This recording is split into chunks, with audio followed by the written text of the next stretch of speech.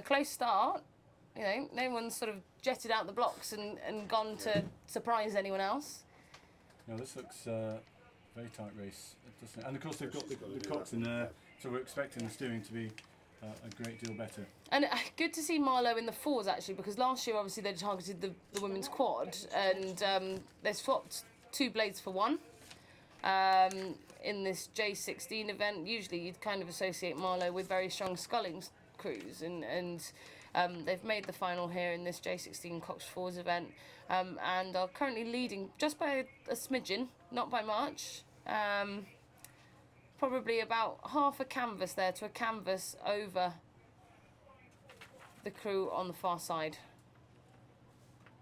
And this is where I keep talking about the psychological battle. It's so important because you can't help but take a look, even though you've got a Cox, you can't help but take a look across and sideways, and you've just put a bit of a push in, and you haven't actually got anywhere with it, and you think, oh, flipping heck, that's... this is such a tight race, isn't it? This is very tight indeed, and it's about to come past us here, and it's very noisy.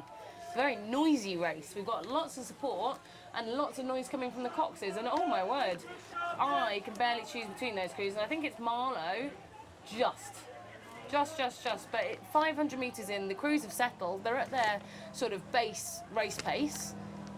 This is what they need to sort of hold at least for the next 750 metres until they start charging. And somewhere now, one of these crews is going, and it looks as though actually Putney High School might have just tried to put a bit of a push in there, and the Cox from Marlow has spotted that and has countered it. So it's really nip and tuck here as they go going past the enclosures there. So they're going to get a lot of support from there. And who's that going to lift more? Is it going to be Putney on the far side, or is it going to be Marlow on the near side? But it's Putney, they've got a bit of a canvas ahead after that push, and Marlow are going to have to respond to that. Oh, and here come Putney. There we go. I think they've just called a push in the Putney boat, and they've drawn back level, if not moving a little bit quicker, I think, than the crew from Marlow, looking from that overhead drone shot.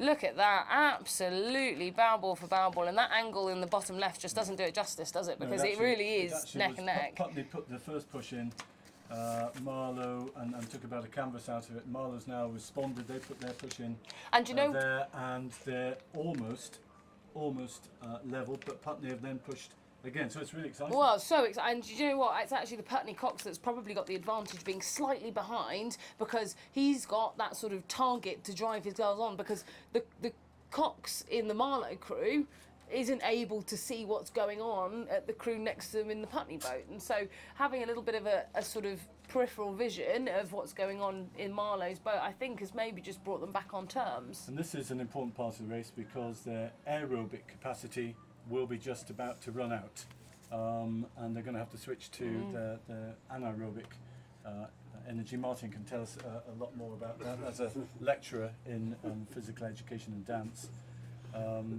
But when they hit the sprint, that's when the anaerobic power comes in. So it's there. Putney have had a great middle section there, Camilla, haven't they? They have indeed, really and I don't know where the Marlow crew, what's happened to them, because, you know, that was so tight through that middle section, and credit to Putney for pushing through. You know, they, silver medalists from the national schools, I think, this J16 Cox 4 from Putney High School. They've had a great season, and this would top it off for them, you know, to row through from that tight a race to win.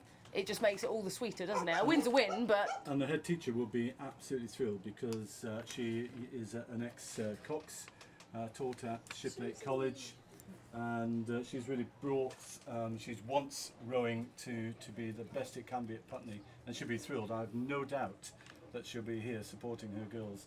And that's been a tremendous row, and a really good battle through that middle part. But they must be about 50, 80 metres from the finish now. And Putney really wrestled that race away from Marlow. So we've got 3 results just to bring you. In that quadruple sculls for the Nina Padwick Trophy, it was a win for the local club, Henley Rowing Club. They beat